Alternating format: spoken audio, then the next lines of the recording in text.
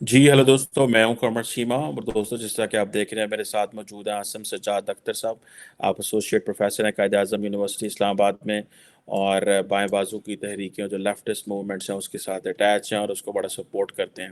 اور آج میں نے سر کو ریکویسٹ کی، انہوں نے جو بک لکھی ہے ابھی recently, the struggle for hegemony in Pakistan, fear desire and revolutionary horizons. Asim صاحب، سب سے پہلے تو سر آپ کے وقت کا بہت شکریہ سر. نہیں، آپ نے بلایا، آپ کا بھی شکریہ. تھینک یو سر، بہت شکریہ.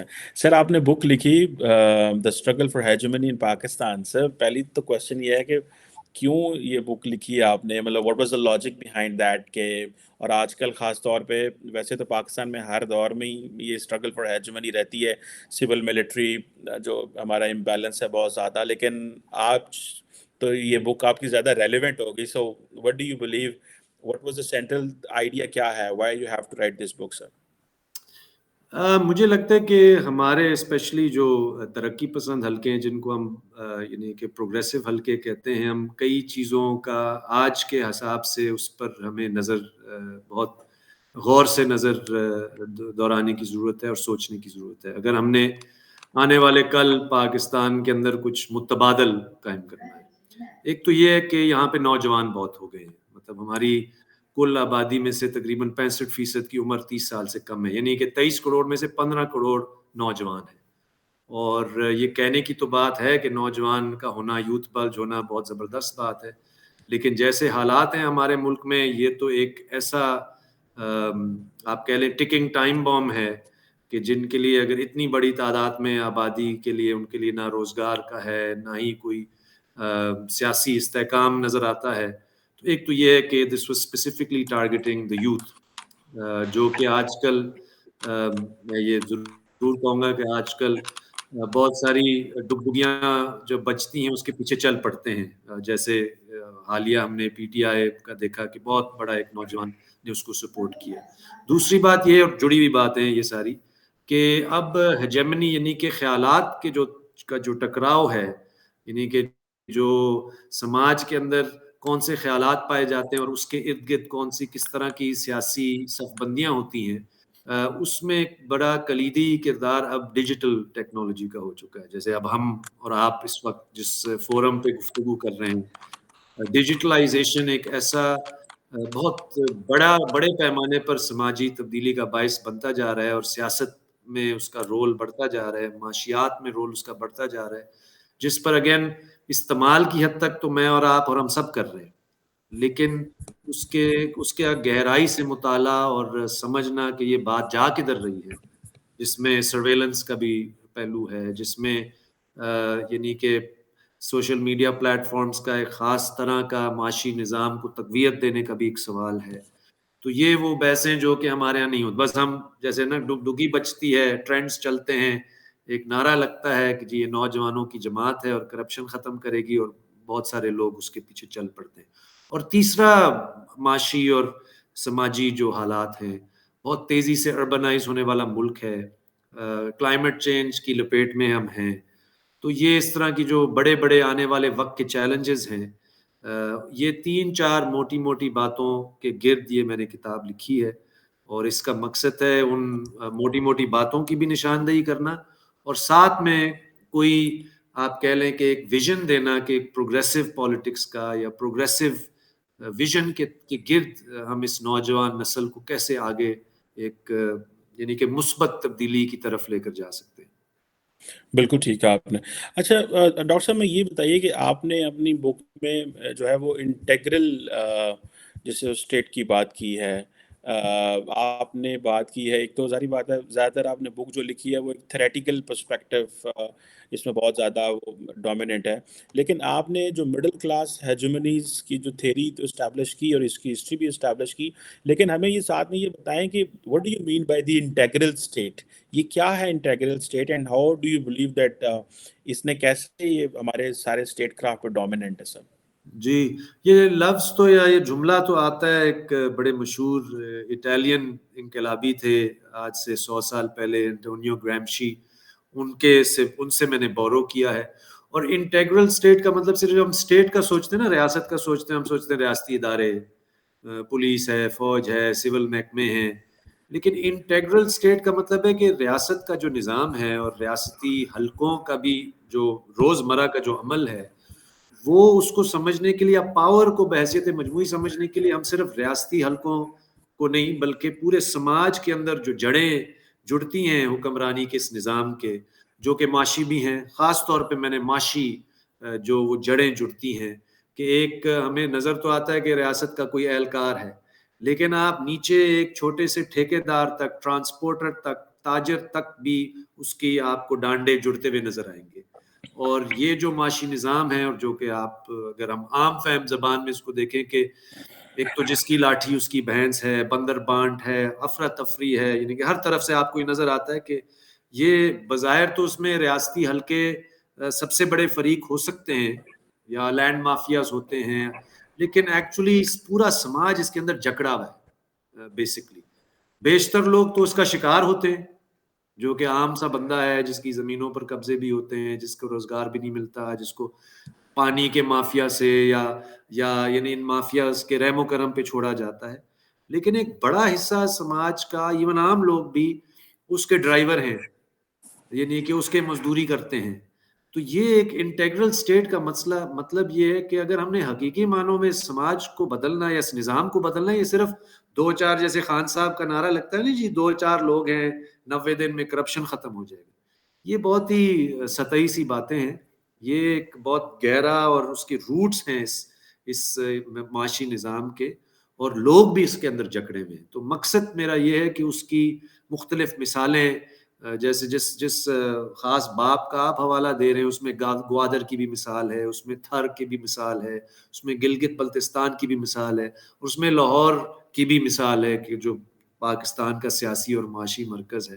تو اس طرح طرح کی مثالیں دے کر میں یہ دکھانا چاہتا ہوں کہ اس کی معاشی نظام کی جڑیں کدھر کدھر تک جاتی ہیں، اور اس سے نکلنے کے لیے پھر ہمیں پہلے تو اس کو سمجھنا پڑے گا، ورنہ تو ہم وہی والی بات ہے، کوئی ڈگڈگی بجائے گا جی میرے پیچھے چل پڑو سب اچھا ہو جائے گا، اور 4-5 سال کے بعد پتہ چلے گا جی معاملہ تو ویسے کا ویسا ہی ہے۔ اور میرا خیال اس کی ایک وجہ یہ ہے کہ ہم نے حقیقی معنوں میں اس نظام کے، یعنی کہ جو بنیادیں ہیں، جو اس کی ساخت ہے، اس کو ہم سمجھ نہیں رہے۔ سو بیسیکلی آپ یہ بات کر رہے ہیں کہ کوئی سوشل کانٹریکٹ ری ڈرا کرنے کی بات کر رہے ہیں، اور ظاہر ہے، جی جی بالکل۔ یہ تو دیکھیں نا، جس سماج کے اندر اب تو ریاست یا حکمرانی کا نظام اب اس حد تک فرسودہ ہو چکا ہے، بے شک لوگ اس کے اندر جکڑے ہوئے ہیں، لیکن بیسک فیسلٹیز اب لوگوں کو نہیں ملتی۔ اب آپ کو ہر جگہ یہ نظر آتا ہے کہ قانون کی دھجیاں اڑائی جاتی ہیں، قانون کی لاٹھی تو غریب پہ آ کر گرتی ہے، لیکن آپ اور میں جانتے ہیں کہ سب سے بڑے خلاف ورزی کرنے والے کون ہیں، سب سے بڑے جو مگرمچھ ہیں، لیکن ان کو کچھ نہیں ہوتا۔ انہوں نے وسائل پر بھی قبضہ کیا ہوا ہے، اور ان کی لڑائیاں بھی، جیسے آپ بتا رہے ہیں، آپس کی لڑائیاں بھی بڑی خوفناک ہیں۔ اس کی وجہ یہ ہے کہ اس لوٹ مار میں وہ ان کو نظر آتا ہے کہ اگر ہم نہیں ہوں گے اور دوسرا حکمرانوں کا حلقہ ہوگا تو ہم پیچھے رہ جائیں گے۔ تو یہ ایک عمومی کیفیت ہے، اور ایک بہت بڑی سطح کی تبدیلی کی درکار ہے، اور اس میں نظریاتی بھی اس کے پہلو ہوں گے، معاشی بھی اس کا ایک بہت بڑا ایک یعنی کہ بنیادی تبدیلی کی ضرورت ہے۔ تو یہ مقصد تو یہ ہے کہ، لیکن اس کتاب کا مقصد یہ ہے کہ پہلے تو ہم اس کو سمجھیں۔ اکثر لوگ مجھ سے پوچھتے ہیں اچھا یار مسئلہ چھوڑے، حل بتائیں۔ اب یہ بے ڈھنگے حل جو ہے نا، جو جادو کی چھڑی والے حل، یہ کرتے کرتے کرتے تو ہم یہاں تک پہنچ گئے کہ نہ آبادی کو کنٹرول کر پا رہے ہیں، نہ نوجوانوں کے لیے ہمارے پاس کچھ ہے، اور بس گالم گلوچ ہی سیاست بن چکی ہے، جی میں اچھا وہ برا۔ لیکن جب تک ہم اس کی جڑیں نہیں سمجھیں گے تو اس سے نکلنا تو بہت مشکل ہے۔ لیکن صاف ظاہر ہے، نکلنے سے میرا مراد کوئی سطحی یا کوئی چھوٹی موٹی تبدیلی نہیں ہے، ہمیں بہت گہری، اور جیسے آپ نے کہا اس کو آپ عمرانی معاہدہ کہہ لیں، آپ اس کو نئے سرے سے اس معیشت کو اور اس سیاست کو پورے نئے سرے سے یعنی کہ تشکیل نو کی بات کہہ لیں، بٹ یہ تو نتیجہ ہے۔ لیکن اس کتاب کا مقصد ہے پہلے تجزیہ آپ کے سامنے لایا جائے کہ بھی ہم نے کس چیز سے نمٹنا ہے۔ बिल्कुल ठीक कह रहे हैं। अच्छा डॉक्टर साहब, आपने बात की एक चैप्टर में फ़ियर एंड डिज़ायर की, और आप बात करते हैं कि ये जो न्यू लिबरल ग्लोबलाइज़ेशन है, इसने बेसिकली किस तरह क्लास एंड सोशल डिवाइड्स के बारे में आपने कहा है कि ये किस तरह जो मुआशरा है, ये सोसाइटी जो है, ये जो क्लासेस हैं, किस तरह इसके इसके नीचे जो है वो डिवाइड बढ़े हुए हैं। या और ज़ाहिर बात है ये एक बड़ा इशू चीज़ है, लेकिन आप ये भी बात कर रहे हैं कि जो पैसा है उसने वो किस तरह जो है उसने मज़ीद एक कॉलोनियल लॉजिक पैदा कर दिया है सोसाइटी के अंदर, और क्लास पावर एस्टैब्लिश की है ऑब्वियसली मनी ने। आप क्या समझते हैं कि how do you consider this, ये जो न्यू लिबरल ग्लोबलाइजेशन है, इसने तो आप नहीं समझते लोगों को पॉवर्टी से निकाला है, चाइना सारे का सारा अमीर हो गया है, या क्या आप समझते हैं कि इससे मज़ीद जो है वो तकसीम पैदा हुई है, या इससे मज़ीद जो है वो लोग मार्जिनलाइज हुए हैं? बेसिकली आप ये जो फियर एंड डिज़ायर है, how do you explain this sir in this chapter? Sir basically मैं ये कह रहा हूँ कि यकीनन तरक्की तो हुई है गुज़श्ता 25-30 सालों में। आप और मैं अगर आगे पीछे देखेंगे, हमें नज़र आता है रोडें बन रही हैं, मॉल्स हैं, कंजम्पशन बहुत बढ़ रही है, यानी कि एक एंटरटेनमेंट इंडस्ट्री तरक्की कर रही है, हाउसिंग स्कीमें बन रही हैं, सब कुछ हो रहा है ना पाकिस्तान में। अब डिज़ायर तो सबका है। पहले तो मैं डिज़ायर वाले पहलू पे आता हूँ। जिस तरह हमें ये ख्वाब बेचा जाता है, जैसे अमेरिका का एक बड़ा मशहूर है ना, दी American dream, everybody can make it. आप मेहनत करेंगे, मुशक्कत करेंगे तो आप तरक्की कर सकते। लेकिन अमेरिका में भी 200-250 साल गुजर गए और 25% लोग आज भी गुर्बत के लकीर के नीचे। और ये कोई इत्तफाक नहीं है कि उसमें स्याफाम लोग बहुत ज्यादा हैं, डिस्प्रपोर्शनेटली पुअर हैं। यानी कि वही जो पुराने जो ढांचे हैं जिसमें गोरे ने काले को गुलाम बनाया, बावजूद के ओबामा सदर भी बन गया, बावजूद के माइकल जॉर्डन और बड़े बड़े सेलिब्रिटीज आपको स्याफाम मिलेंगे, लेकिन एक बड़ी अक्सरियत को वो डिजायर का ख्वाब बेचने के बावजूद वो वहां तक नहीं पहुंच पाए। तो मुझे पाकिस्तान में भी कुछ इसी तरह नजर आता है कि एक मिडिल क्लास होने का ख्वाहिश तो सबकी है, सब चाहते हैं कि हम भी बेरिया टाउन में कॉर्नर प्लॉट लें और मॉल में जाकर मूवी देखें और लीज पे सस्ती गाड़ी लें। लेकिन अगर जब आप एक्चुअली अदादो शुमार उठाएंगे तो ये हमें, ये तो तहकीक का सवाल है ना, ये फिर ही पता चलेगा कि यार सबकी रसाई है इन चीजों तक, सबका ये ख्वाब पूरा होता है। लेकिन या ये होता है कि जाहिरी तौर पे तो हो रहा है, जैसे आपने कहा चाइना ने भी तरक्की की। देखिए चाइना तो एक खास मिसाल है, आप हिंदुस्तान को ले लें जो हमसे करीब है। हिंदुस्तान की भी बहुत बातें हुई कि बहुत बड़ा मिडिल क्लास आया है और ग्लोबलाइजेशन के दौर में उसने फार्मास्यूटिकल्स ने, टेक इंडस्ट्री ने, ये बात होती रही ना कि हिंदुस्तान बहुत।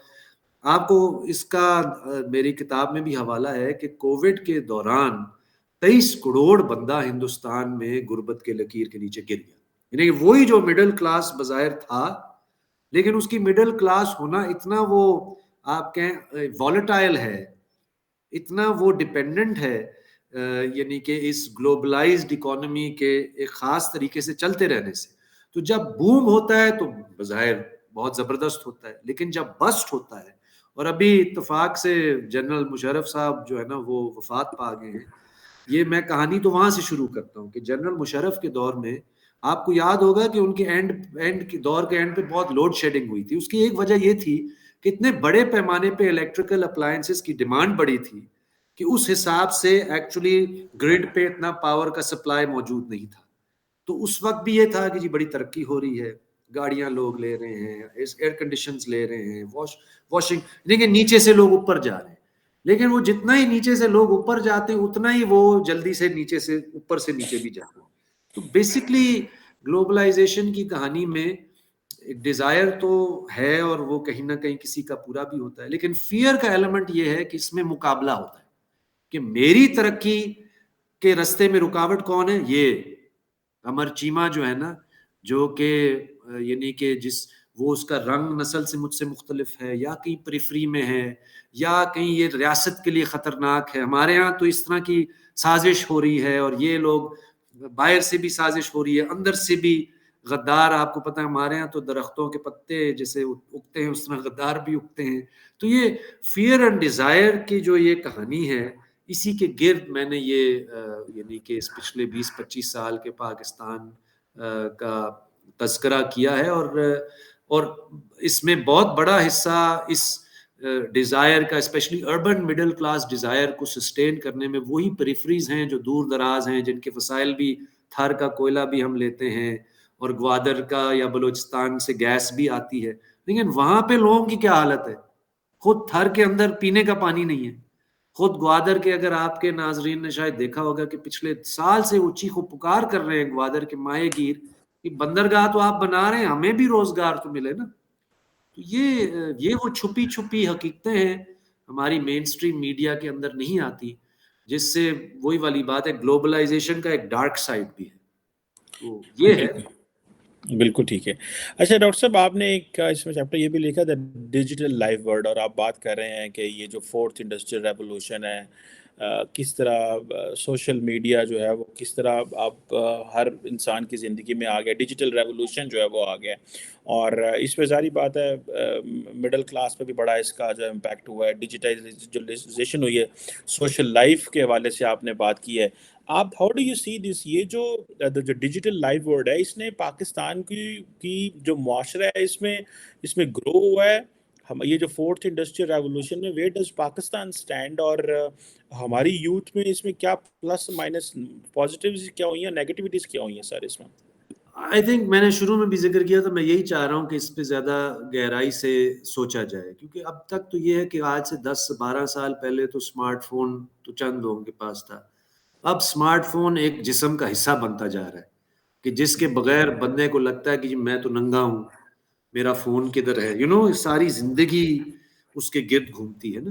تو اس کا اثر تو بے مثال ہے کہ آپ دیکھیں نا 10 12 15 سال کے عرصے میں ایک پورے سماج کی حیت ہی تبدیل ہوئی نا، whether it's communication, whether it's politics. اب آپ کی ساری پالیٹکس سوشل میڈیا پہ آپ دیکھیں کیسے کتنی تیزی سے وہ چلی گئی ہے، whether it's even purchasing, buying, یعنی کہ آپ دیکھیں کہ آن لائن جو ایمیزونائزیشن ہے آف دا ورلڈ ایک طرح سے، جو کہ کووڈ میں تو اور زیادہ بڑھتا ہے۔ اب یقیناً امریکہ یا مغرب کے سماجوں میں تو یہ بہت زیادہ ہے، پاکستان میں تو ابھی بھی بہت سارے علاقے ہیں جو کہ جس کا ہم کہتے ہیں ڈیجیٹل ڈیوائیڈ ہے، جہاں تک ابھی رسائی ہی نہیں۔ لیکن وہی والی بات ہے، وہ اربن مڈل کلاس ڈیزائر کو تو یہ فیڈ کرتا ہے ڈیجیٹل پورا جو دنیا، اور جس طرح اس کو بنایا، پلس فیئر مونگرنگ اور نفرت انگیز سیاست کو بھی وہ فیڈ کرتا ہے۔ یہ دونوں پہلوؤں کو اگر آپ سوچیں تو ڈیجیٹلائزیشن نے بہت تقویت دی ہے دونوں چیزوں کو۔ اب اس میں باہر کون رہ گیا یہ تو ہم بحث ہی نہیں کرتے، ویسے آپس کی بات ہے۔ اب تو آپ دور دراز دیہات میں بھی جائیں گے تو آپ کو کچی دیوار پہ زونگ اور موبل لنک اور ان سب کے آپ کو ایڈز بھی نظر آئیں گے، تو وہ بہت تیزی سے پھیل رہا ہے۔ ٹک ٹاک کتنی تیزی سے پھیل رہا ہے، ٹک ٹاک سب سے تیزی سے پھیلنے والا ایپلیکیشن ہے، جس کے لیے خواندہ ہونا یا لٹریٹ ہونا مسئلہ ہی نہیں نا۔ تو میرا مقصد یہ کہ اس پر غور کیا جائے کہ صرف یہ کوئی سیلاب نہیں ہے کہ جس کے آپ نے بس رڑتے چلے جانے، اس پر سوچنا بھی تو ہے یہ بات جا کس طرف رہی ہے۔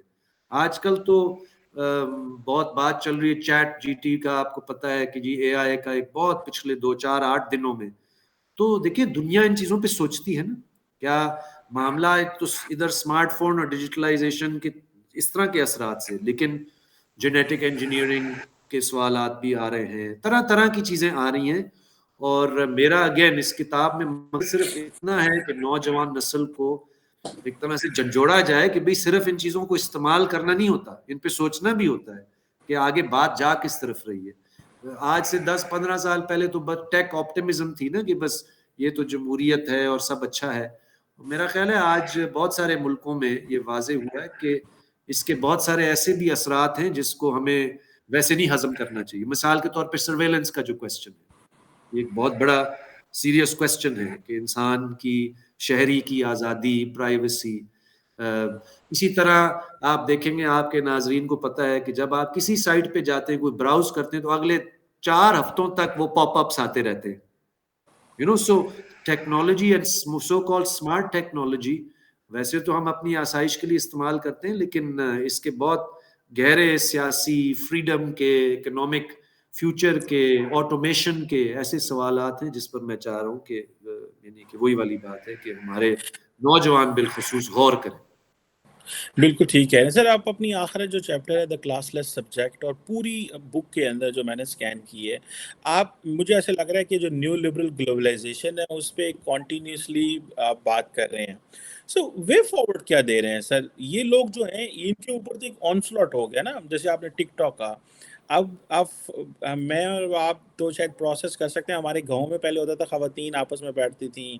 अभी ये हो गया कि अब सब बुजुर्ग जो माँ लड़के जो हैं, जो कमाने वाले हैं, उन्होंने अपने माँ-बाप के हाथ में मोबाइल दे दिया, "अम्मी जी तुसी टिकटॉक देखा करो, तुसी जी हाँ, फेसबुक दे रील्स देखा करो।" वो सारा दिन देखती रहती हैं और एन्जॉय हँसती हैं, बिल्कुल। कभी रोती हैं, कभी कुछ देखती हैं, कभी मुआशरे को देखती हैं, कभी वो हँसती हैं, कभी वो सेंसिटिव हो जाती हैं, कभी वो पॉलिटिक्स देखती हैं and they get judgemental on all that.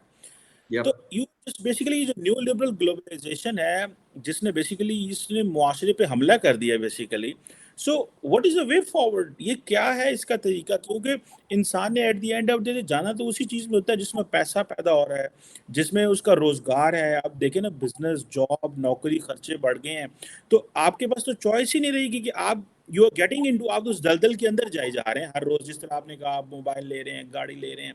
So what is the way forward at the end of the day with all that?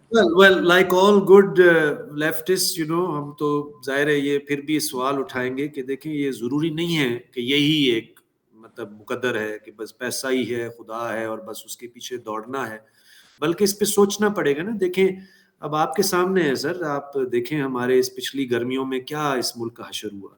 33 million लोग दरबदर हुए। ये चीज़ें बढ़ेंगी, ग्लेशियर पिघल रहे हैं, ठीक है, आबादी बढ़ रही है। ये सिर्फ टिकटॉक पे जाने से और ये स्क्रोलिंग करने से ही हमारे मसले हल नहीं होंगे ना। या वही वाली बात है कि जो अमूमी सियासी कैफियत है कि जी मैं अच्छा हूँ वो बुरा है, इससे मसले हल नहीं हो रहे। आप तो बल्कि मकरूज होते चले जा रहे हैं। मईशत रोज दिन ब दिन बद से बदतर होती चली जा रही है। सो द वे फॉरवर्ड, एक तो demands for me, for us to go back to some big, जैसे एक तरह से बड़े बड़े ख्वाब, जैसे हम जब आज़ाद हो रहे थे अंग्रेज़ों से तो डीकोलोनाइजेशन की बात हुई। तो हकीकी आज़ादी किसको कहते हैं? हकीकी आज़ादी का मकसद ये तो नहीं है कि अमीर अमीर होता चला जाए और गरीब बस उसकी गुलामी करता चला जाए, जो कि विद ऑल अगर आप थोड़ा सा जांचने की कोशिश करेंगे तो नाहमवारी समाज में बढ़ रही है। यकीनन कई लोग तो तरक्की कर रहे हैं, जो मैं पहले भी कह चुका हूँ, लेकिन एक बड़ा हिस्सा, मैंने जुमला इस्तेमाल किया, सरप्लस, फाजिल होता चला जा रहा है। उसके लिए कोई गुंजाइश ही नहीं है। वो देहात से भी पहले खेती बाड़ी करता था, वहां पे अब कोई जरूरत नहीं रही। शहर आता है, कच्ची बस्ती में बसता है, रेडी लगाता है। यानी कि आप देखें तो आबादी का, भाई मैं आपको ऐसे बता सकता हूँ, मेरे एमफिल के स्टूडेंट्स हैं, वो उनके पास कोई चारा नहीं स्वाय कि वो करीम और उबर चलाएं। अब करीम और उबर वाले भी एक दूसरे से मुकाबले में, अब तो इन ड्राइव आ गए, अब तो मतलब आप बिड कर सकते हैं कि जी कीमत, you see. So it for me this feels like a raise to the bottom.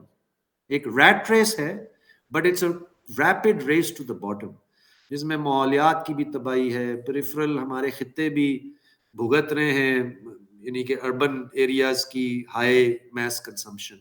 So I think we need to go back two things like thinking about what real freedom means.